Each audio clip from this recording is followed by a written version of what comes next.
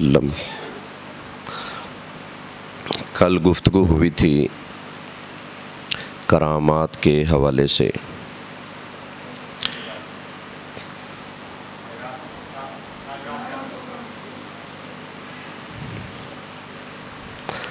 فرمائشی موضوعات کے لیے ایک دن پہلے رجوع فرمائیں، ٹھیک ہے؟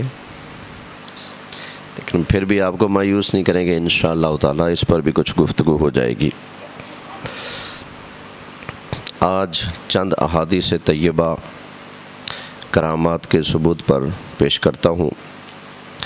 صحیح بخاری شریف میں حدیث ہے، نبی پاک صلی اللہ علیہ وآلہ وسلم نے ارشاد فرمایا کہ ایک عورت اپنے بچے کو دودھ پلا رہی تھی اور وہاں سے ایک بادشاہ کے بیٹے کا گزر ہوا۔ وہ اپنی شاہی سواریوں کے ساتھ جا رہا تھا، لوگوں کی فصلیں، لوگوں کے مال تباہ کرتا جا رہا تھا، لیکن جا بڑی ٹھاٹ باٹ سے رہا تھا، دائیں بائیں نوکر چاکر۔ تو جو عورت اپنے بچے کو دودھ پلا رہی تھی، اس نے اپنے بیٹے کے لیے دعا مانگی اور کہنے لگی اللہم اجعل مثلی ھذا، یا اللہ میرے بیٹے کو بھی اس بادشاہ کے بیٹے جیسا بنا۔ تو بچہ ماں کا دودھ پیتا پیتا چھوڑ کر بولنے لگا اور کہنے لگا اللہم لا تجعلنی، یا اللہ مجھے اس جیسا نہ بنا، اس جیسا نہ بنا۔ ماں نے کیا دعا مانگی؟ بیٹے کو اس جیسا بنا، اور بیٹا کیا کہتا ہے؟ یا اللہ مجھے اس جیسا نہ بنا۔ وقت گزر گیا، بات گزر گئی۔ ایک دن پھر کالے رنگ کی سیاہ لونڈی، جیسے غلام لونڈی ہوتے تھے، ایک لونڈی آگے آگے بھاگتی جا رہی ہے اور لوگ اس کے پیچھے ہیں، اے پکڑو، اے مارو، اے پھڑو، اے اگوں ہو، اے ادھروں آئے، ایسے ایسے کرتے جا رہے ہیں۔ تو عورت نے دیکھا تو اپنے بیٹے کے لیے دعا مانگی، یا اللہ میرے بیٹے کو اس جیسا نہ بنا۔ تو اب بچہ دودھ پیتا پیتا دودھ چھوڑ کر بولا اور کہنے لگا یا اللہ مجھے اس جیسا بنا، مجھے اس کے جیسا بنا۔ ماں بیٹے سے کہنے لگی کہ میں نے دعا مانگی کہ اللہ تجھے بادشاہ کے بیٹے جیسا بنائے، تو تو نے کہا نہیں یا اللہ اس جیسا نہ بنا۔ اور یہ کالی دھوں لونڈی جا رہی ہے، لوگ اس کے پیچھے پڑے ہیں، اس کو مارنے کے چکر میں ہیں۔ میں نے کہا یا اللہ اس جیسا نہ بنا، تو تو نے دعا کر دی کہ مجھے اس جیسا بنا۔ اللہ کی شان، بچہ ہے دودھ پیتا، لیکن اس کو بولنے کی، بات کرنے کی پوری سمجھ ہے۔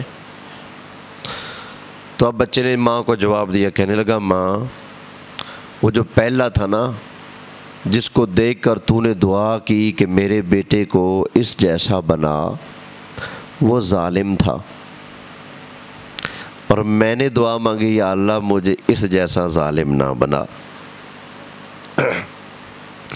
اور جو بعد میں سیاہ رنگ کی لونڈی جو تو نے دیکھی، لوگ اس کے پیچھے پڑے ہوئے ہیں، تو تو نے دعا مانگی یا اللہ میرے بیٹے کو اس جیسا نہ بنا، وہ تو بے قصور ہے، وہ تو مظلوم ہے، اس کی تو کوئی خطا تھی نہیں، لوگ ایسے خواہ مخواہ اس کے اوپر الزام جڑے، اس کے پیچھے دوڑ رہے تھے، تو نے کہا کہ یا اللہ میرے بیٹے کو اس جیسا نہ بنا۔ چونکہ وہ مظلوم تھی، ظالم نہیں تھی، اس لیے میں نے دعا مانگی یا اللہ مجھے اسی جیسا بنا، مجھے مظلوم بنا، ظالم نہ بنا۔ یہ بخاری شریف کی حدیث ہے۔ اس حدیث پاک نے کیا بتایا کہ ایک چھوٹے سے بچے کو اللہ نے یہ شرف دیا، یہ کمال دیا، یہ عظمت دی کہ ہے تو ماں کی گود میں، ماں کا دودھ پیتا ہے، لیکن اس کو پتہ ہے یہ جو ہلہ گلہ کرتا جا رہا ہے یہ ظالم ہے، اور یہ جو کالے رنگ کی لونڈی ہے جس کے قتل پہ لوگ پیچھے دوڑ رہے ہیں یہ مظلوم ہے۔ پھر اس چھوٹے سے بچے کو یہ بھی پتہ ہے میں نے ظالم نہیں بننا، میں نے مظلوم بننا ہے، ظالم نہیں بننا۔ تو یہ اللہ کی توفیق ہے، اللہ کی عنایت اور مہربانی سے ہے، اسی کو کرامت کہتے ہیں۔ وگرنہ چھوٹے دودھ پیتے بچے کو نہ ظالم کی سمجھ نہ مظلوم کی سمجھ آ گئی نا، ان چیزوں سے وہ بچہ کیا ہوتا ہے؟ بے خبر ہوتا ہے، لاشعور ہوتا ہے۔ لیکن کرامت کے طور پر اللہ نے اس ننھے سے بچے کو یہ شعور عطا فرمایا، یہ سمجھ عطا فرمائی، اسی کو کرامت کہتے ہیں۔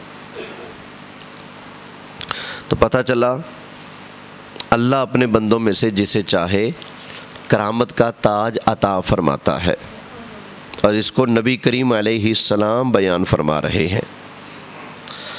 اور پھر آپ نے ایک اور بچے کا بھی سنا ہوگا، حضرت یوسف علیہ السلام پر جب زلیخا نے الزام لگایا اور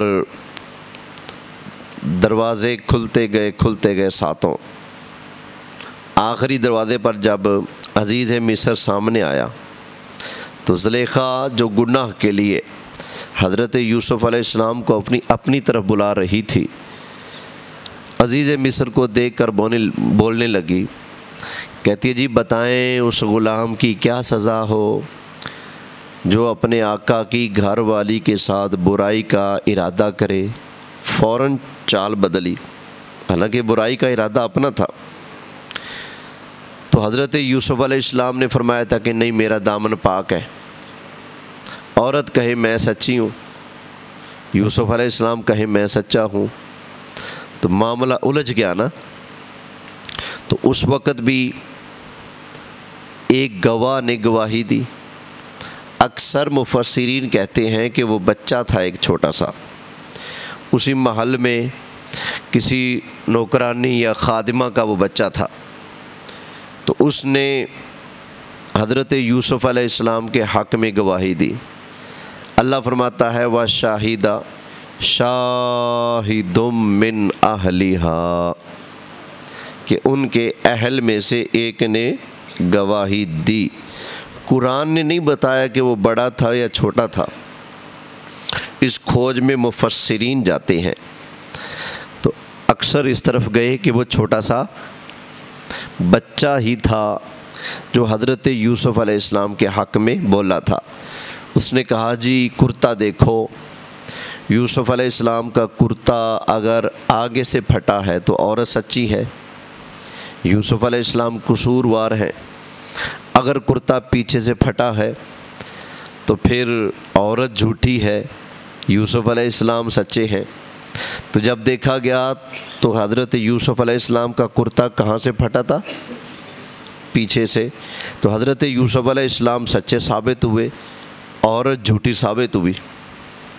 تو یہ بھی ایک کرامت ہے کہ ایک چھوٹا سا بچہ اللہ کے نبی کے حق میں گواہی دے رہا ہے۔ اور پھر کل آپ نے حضرت ابو بکر صدیق رضی اللہ تعالی عنہ کی کرامت کا ذکر سنا تھا کہ آپ نے وصال سے پہلے اپنی وراثت کا حساب و کتاب اپنی بیٹی حضرت عائشہ صدیقہ کو دے دیا۔ تو انہوں نے کہا ابا جان اس میں تو 3 بہنوں کا حصہ ہے، ہم تو 2 بہنیں ہیں۔ تو آپ نے فرمایا کہ تمہاری جو والدہ ہے نا بنت خارجہ، میری زوجہ، تمہاری ماں، وہ ذو بطن، وہ پیٹ سے ہیں، امید سے ہیں، اراہا جاریہ، اور مجھے پتہ ہے کہ اللہ ان کے ہاں بیٹی پیدا کرے گا، بیٹی کی ولادت ہوگی۔ تو مفسرین نے، شارحین نے اس کو حضرت ابوبکر صدیق رضی اللہ تعالی عنہ کی کرامات میں شمار کیا ہے، یہ آپ کی کرامت ہے۔ اور پھر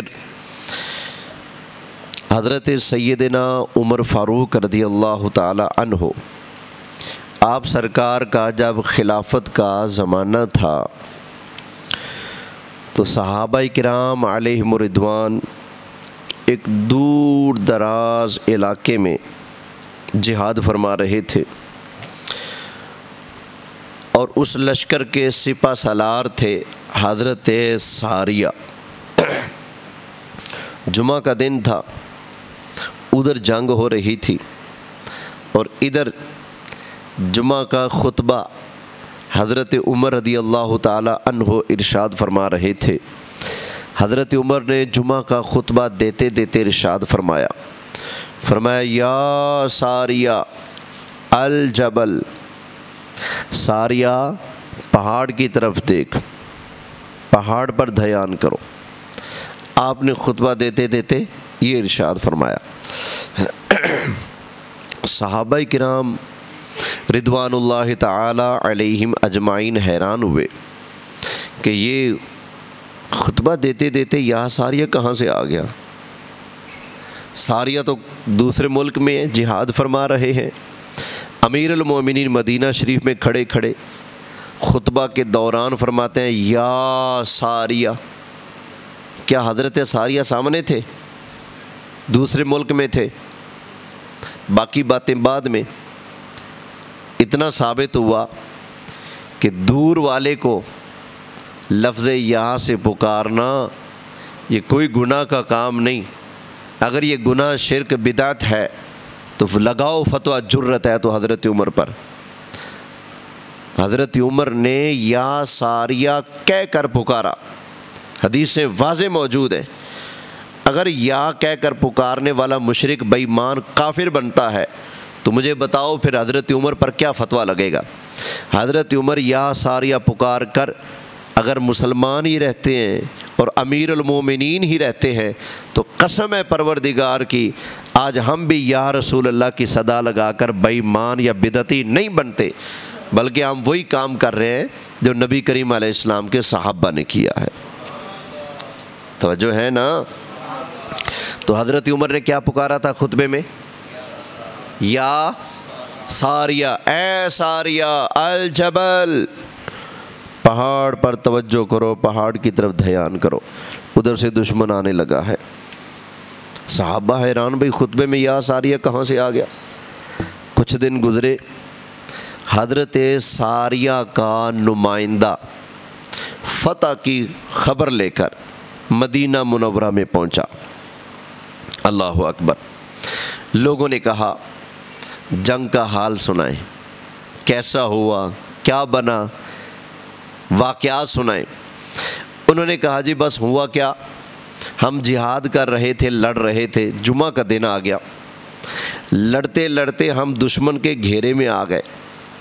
اچانک ہواؤں کو، فضاؤں کو، درختوں کو چیرتی ہوئی حضرت عمر کی آواز پہنچی ہمارے پاس، یا ساریہ الجبل، اوے ساریہ دیکھ پہاڑ کی طرف دشمن آنے لگا ہے۔ حضرت عمر نے جو ہدایات ہمیں دیں خطبہ کے دوران، ہم نے ان ہدایات پر عمل کر کے اس طریقے سے دشمن سے ڈٹ کر مقابلہ کیا، اللہ نے ہمیں فتح عطا فرما دی۔ اللہ اکبر۔ اب ذرا سوچنے کی بات ہے، یہ شان ہے خدمت گاروں کی، سرکار کا عالم کیا ہوگا ہیں؟ حضرت عمر مدینہ منورہ میں جمعہ پڑھا رہے ہیں، خطبہ ارشاد فرما رہے ہیں، خطبہ ارشاد فرماتے فرماتے اپنی نگاہ سے دوسرے ملک میں کافروں کے ساتھ جو جہاد کیا جا رہا ہے حضور کے غلاموں کی طرف سے، اس کو ملاحظہ بھی فرما رہے ہیں اور ان کی رہنمائی بھی فرما رہے ہیں۔ حضرت عمر اگر ہزاروں میل دور سے لشکر کو ملاحظہ فرما کر ان کی مدد کر سکتے ہیں تو قسم ہے پروردگار کی آمنہ کے لال نبی پاک صلی اللہ علیہ وآلہ وسلم بھی ہزاروں میل دور سے اپنی امت کو، اپنے غلاموں کو ملاحظہ بھی فرماتے ہیں اور ان کی مشکلات میں سرکار ان کے کام بھی آتے ہیں، جس پر چاہتے ہیں کرم فرماتے ہیں۔ جب سرکار کے غلاموں کی یہ شان ہے تو سرکار کی شان ہے سب سے اعلیٰ اعلیٰ نبی سب سے بالا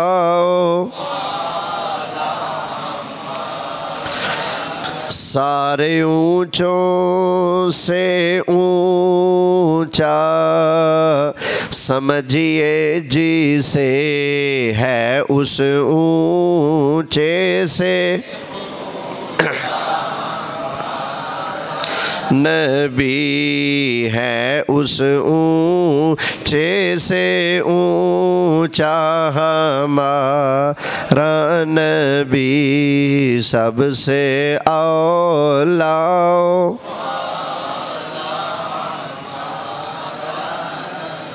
حضرت امام رحمت اللہ تعالی علیہ مرکات المفاتیح شرح مشکات المصابیح کے اندر اس حدیث کو، اس واقعہ کو جو حضرت عمر نے جمعہ کے خطبہ میں نہاوند کے علاقے میں ہونے والے جہاد کو اپنی آنکھوں سے دیکھا اور رہنمائی فرمائی، اس کو درج کرنے کے بعد حضرت ملا علی قاری رحمۃ اللہ تعالی علیہ ارشاد فرماتے ہیں فیہ انواع من الکرامات لعمر، کہتے ہیں کہ اس میں حضرت عمر کی کئی کرامتیں ہیں۔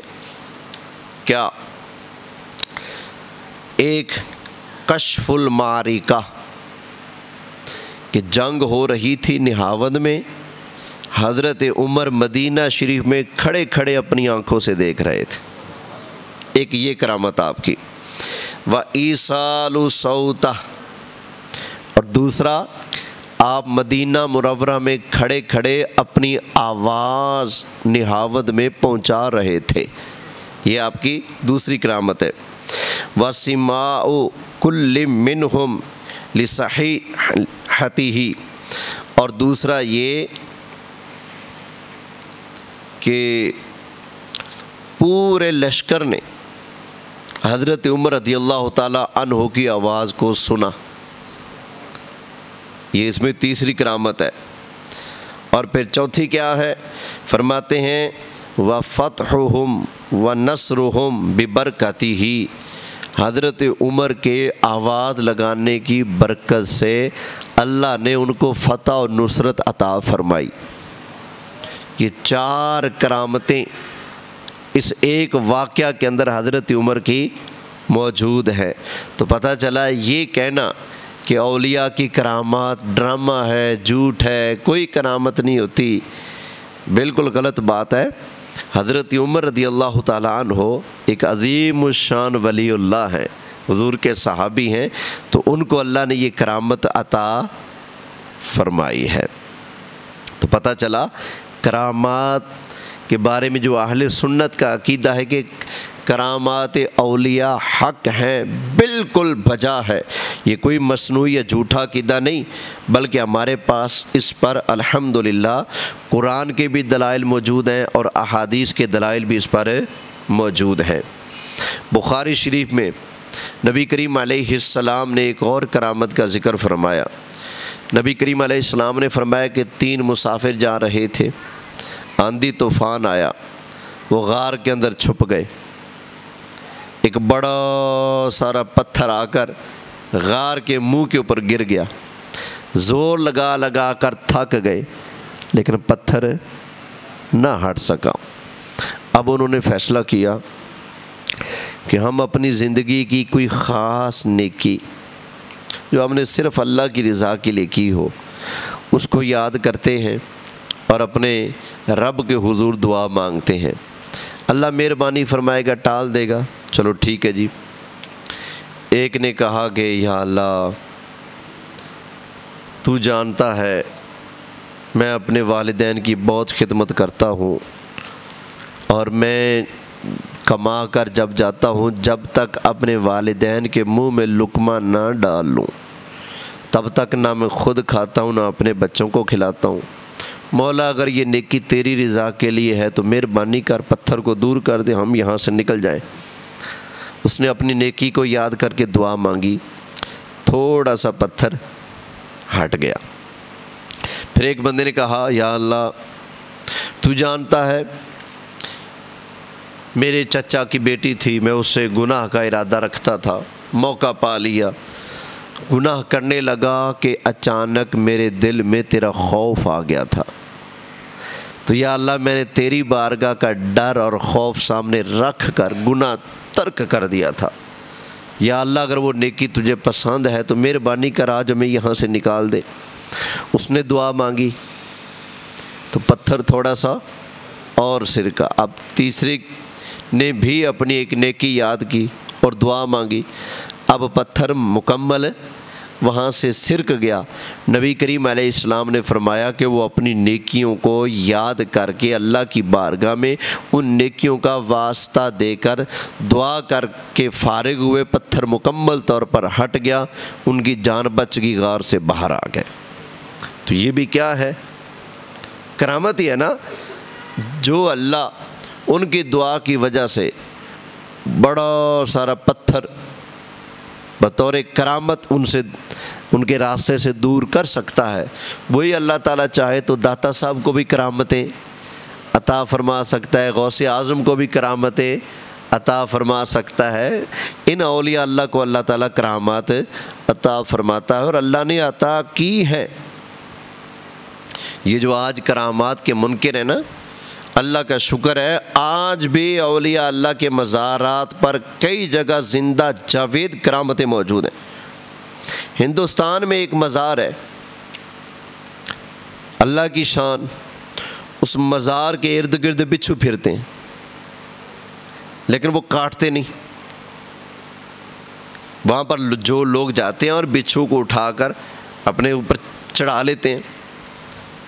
ہمارے ملتان کے پیر سید حامد سعید کاظمی شاہ صاحب جو ہمارے مذہبی امور کے وزیر بھی رہے ہیں محکمہ اوقاف میں، انہوں نے خود جا کر اس اللہ کے ولی کے در پہ جا کر وہاں جو بچھو پڑے ہوئے تھے وہاں جا کر اپنا ہاتھ ڈالا، بچھو ان کے ہاتھ کے اوپر گھومتے پھرتے رہے، کسی نے کچھ نہیں کہا، ورنہ کوئی ٹھوئے نو ہاتھ لا کے ویکھے ہیں، دیکھنا پھر کیا کرتا ہے۔ لیکن وہ اللہ کے ولی کا وہ حیا کرتے ہیں، انہوں نے وہاں پر اپنا مسکن ضرور بنایا ہے، ان کے مزار کے ارد گرد وہ رہتے ہیں، لیکن جو بندہ مزار کی حاضری کے لیے جاتا ہے چاہے بچھوؤں کے اندر جا کر لیٹا رہے، بچھو اس کو کاٹتے۔ یہ ولی اللہ کی کرامت نہیں تو اور کیا ہے؟ ہاں جی، اگر نہ کوئی بچھو نہ پنگا لے کے ویکھے۔ تو اللہ نے اولیاء اللہ کو کرامات عطا فرمائی ہیں۔ احادیث کے اندر اور بھی بہت سارے دلائل موجود ہیں۔ یہ اشرف علی تھانوی نے ایک بات لکھی ہے،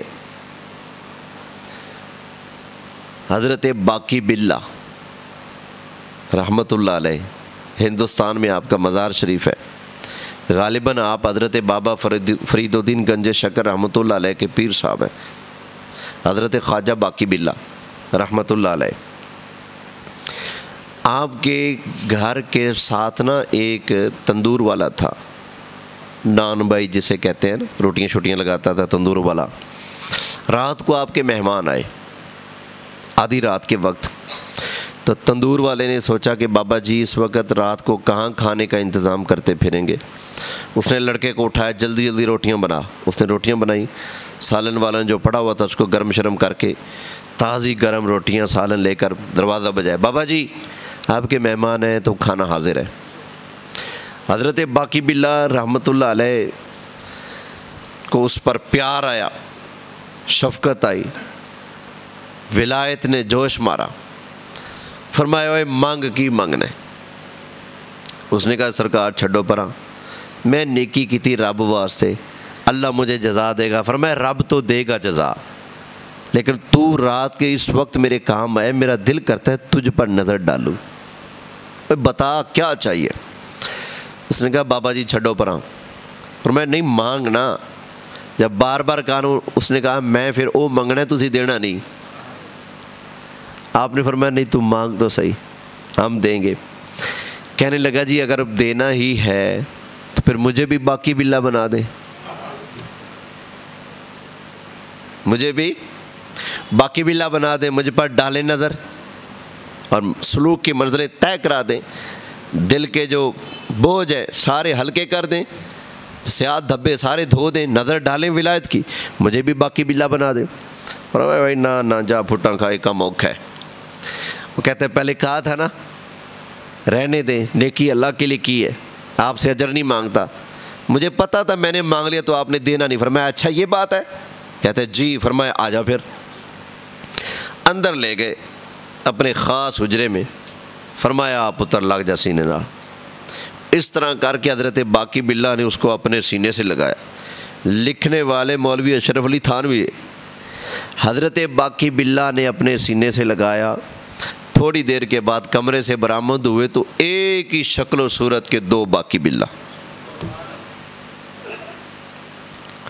ہاں جی، یہ اللہ کے ولی ہے، اللہ کی دی ہوئی طاقت اور روحانی خزانے جب جوش مارتے ہیں تو یہ دوسرا باقی باللہ بنا دیتے ہیں۔ اچھا وہ بھی باقی باللہ بن گئے۔ اچھا برتن چھوٹا تھا، چیز آ گئی زیادہ، برتن برداشت تو نہیں نہ کرتا۔ 3 دن صرف وہ بندہ اس دنیا میں رہا، لیکن 3 دن ایسے غشی کی حالت میں، ایسے نشے کی حالت میں۔ کیوں؟ اس لیے کہ ولایت کا وہ درجہ جس پر حضرت باقی باللہ تھے، انہوں نے تو وہ درجہ بڑی محنت مشقت کے ساتھ حاصل کیا تھا، اللہ کی رحمت شامل حال تھی۔ اب اس بندے نے وہ محنتیں، وہ مشقتیں، وہ نفس کو مارنا، یہ چیزیں تو کی نہیں تھی۔ یکدم اس نے کہا جی 1300 وولٹ کا کرنٹ چھوڑے۔ جب چھوڑا تو وہ برداشت نہ کر سکا، 3 دن کے اندر اندر اس بندے کا وصال ہو گیا، لیکن ولایت کا وہ درجہ پا گیا جو حضرت باقی باللہ کے پاس تھا۔ اللہ اکبر۔ تو یہ پھر آپ نے کرم کیا کہ نہیں کیا؟ حضرت 11ویں والی سرکار حضرت شیخ عبد القادر جیلانی رحمۃ اللہ علیہ، آپ بازار میں جا رہے تھے، ایک بندہ آپ کے ساتھ تھا، تو دیکھا بازار والے تو آپ کو جرمٹ ڈال لیا سارے، السلام علیکم السلام علیکم السلام علیکم السلام علیکم السلام علیکم السلام علیکم، ہر طرف سے۔ مرید سوچنے لگا جمعہ کے لیے جا رہے ہیں، یہ السلام علیکم والوں کا اتنا رش لگ گیا تھا جمعہ تو لیٹ ہو جائے گا۔ جیسے یہ سوچا مرید نے تو یکدم راستے کھل گئے، ادھر والے ادھر، ادھر والے ادھر، بازار سے گزرتے جا رہے ہیں، اب کوئی قریب نہیں آ رہا۔ مرید نے سوچا کمال ہو گیا جی، سارے ہاتھ چومنے والے کدھر گئے؟ یکدم غائب ہو گئے۔ تو اب حضرت شیخ عبد القادر جیلانی نے فرمایا بات سن پتر، لوگوں کے دل اللہ نے ہماری مٹھی میں دیے، جب دل کرے ان کو اپنی طرف کھینچ لیں، جب دل کرے ان کو خود سے دور کر دیں۔ اللہ اکبر۔ حضرت شیخ عبد القادر جیلانی رحمۃ اللہ علیہ کے پاس کچھ شیخ آئے، تجارتی کاروبار کرتے تھے، مال شال لے کر آئے آپ کی بارگاہ میں، سونے چاندی کے ایسے تحفے پیش کیے۔ آپ نے ایک سونے کی تھیلی جو تھی نا اس کو اٹھا کر ایسے مٹھی میں لے کر اس کو زور سے دبایا، اندر نیچے سے خون گرنے لگا۔ سونا ایسے دبایا مٹھی میں، کیا نکلا؟ خون نکلا۔ فرمایا لے جو، یہ مال حرام ہے، رشوت اور سود کا مال ہے، ہم حرام مال قبول نہیں کرتے، حلال قبول کرتے، لے جو اٹھا کر۔ یہ آپ کی کرامات ہیں۔ تو اللہ نے ان کو کرامات عطا فرمائی۔ تو یہ نہیں کہہ سکتے کہ کرامات جو ہوتی ہیں یہ جھوٹی باتیں ہوتی ہیں، جھوٹی کہانیاں ہوتی ہیں، میاں تمہاری عقل میں نہ آئے تو اور بات ہے، وگرنہ کرامات کو تو نبی کریم علیہ السلام نے خود اپنی زبان سے بیان فرمایا ہے۔ بس ایک بخاری کی حدیث سن لیں اور بات ختم۔ نبی کریم علیہ السلام نے ارشاد فرمایا، ایک بندہ جا رہا تھا بیل لے کر، جاتے جاتے نا اس نے چھلانگ لگائی، بیل کے اوپر بیٹھ گیا،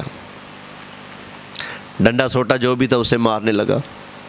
بیل نے پیچھے مڑ کر دیکھا اور کہنے لگا لم نخلق لہذا، اللہ نے ہمیں اس لیے نہیں بنایا کہ تو ہمیں مارے اور ہمارے اوپر چڑھ کر بیٹھ جائے، اس لیے تو نہیں اللہ نے ہمیں پیدا کیا۔ اللہ نے تو ہمیں اس لیے پیدا کیا ہے تاکہ ہمارے ذریعے تو زمین میں ہل چلا لے، کنویں سے پانی نکال لے، وزن ایک جگہ سے دوسری جگہ لے جائے، لیکن تو کچھ اور ہی کرنے لگا ہے۔ وہ بولنے لگا، صحابہ کرام نے کہا آقا سبحان اللہ، بیل بولتا ہے، بیل بول پڑا، سبحان اللہ۔ پھر نبی کریم علیہ السلام نے فرمایا، ایک بندہ بکریاں چرا رہا تھا، ایک بھیڑیا آیا، بکری کو اٹھا کر دوڑنے لگا، اس آدمی نے ڈنڈا اٹھایا، بھیڑیے کے پیچھے دوڑ پڑا، بکری کو چھڑا لیا، بھیڑیا دور جا کر اوپر بیٹھ گیا اور کہنے لگا دیکھ اللہ نے مجھے رزق دیا، تو نے چھین لیا، تیرے پاس تو اتنیاں پہلے سے موجود ہے، لیتا تو تیرا کیا جاتا۔ سرکار نے یہ بات ان کے سامنے بیان کی تو صحابہ کہنے لگے آقا سبحان اللہ، بھیڑیا بھی بولتا ہے انسانوں کی بولی، سبحان اللہ۔ نبی پاک علیہ السلام نے فرمایا ہاں، بیل بھی بولا انسانی بولی، بھیڑیا بھی بولا انسانی بولی۔ فرمایا اومنو بہذا انا و ابو بکر و عمر، فرمایا یہ بیل بھی بولا، بھیڑیا بھی انسانی بولی بولا، کوئی مننے یا نہ مننے میں بھی مننا، ابو بکر بھی مندا ہے، عمر بھی مندا ہے۔ اللہ اکبر، یہ سرکار نے فرمایا۔ اب یہ دیکھنا، جو اللہ بھیڑیے کو اور بیل کو انسانی بولی بلوا سکتا ہے تو وہی اللہ اپنے ولیوں کے ہاتھوں سے، اپنے دوستوں کے ہاتھوں سے ایسے کام، ایسے فعل کرا سکتا ہے جو ہماری عقلوں سے کیا ہوتے ہیں، ماورا ہوتے ہیں۔ تو کرامات کا انکار نہیں کرنا چاہیے۔ ہاں اتنی بات ضرور ہے کہ بعض لوگوں نے اولیاء اللہ کے بارے میں جھوٹی کرامات لکھ دی ہیں، اس کا خواہ انکار کرو، لیکن سرے سے انکار کر دینا کہ کرامت نامی کوئی شے ہی نہیں، یہ نرا جھوٹ اور دھوکہ ہے، ایسی بات نہیں ہے۔ اہل سنت کی عقیدے کی بنیادی کتابوں میں لکھا ہوا ہے کرامات اولیاء حق ہیں، اولیاء اللہ کی کرامتیں کیا ہیں، حق ہیں، ان کا انکار نہیں کیا جا سکتا۔ تو یہ احادیث کے دفتر میں اور بھی بہت ساری دلیلیں بھری پڑی موجود ہیں۔ تابعی ایسے گزرے جن کو کافروں نے آگ پر لٹایا لیکن وہ بچ گئے۔ صحابہ کرام علیہم رضوان کے بارے میں ایسی چیزیں ملتی ہیں کہ جن کو آگ پر لٹایا گیا تو اللہ نے ان کو آگ سے جلنے سے محفوظ کر لیا۔ سرکار کے صحابی حضرت عمار، ان کو کافروں نے آگ پر لٹایا، نبی پاک علیہ السلام کا وہاں سے گزر ہوا تو سرکار نے فرمایا یا نار کونی بردا و سلاما علی عمار کما کنتی علی ابراہیم، اے آگ عمار پر ایسے ٹھنڈی ہو جا جیسے ابراہیم علیہ السلام پر ٹھنڈی ہو گئی تھی۔ تو آگ ہو گئی ٹھنڈی۔ ایک بزرگ تھے، ان کو غسل دیا جا رہا تھا، ہوا چلی، کپڑا اڑنے لگا، تھے میت لیکن ان کے ہاتھ نے ایسے اٹھ کر کپڑے کو پکڑ لیا۔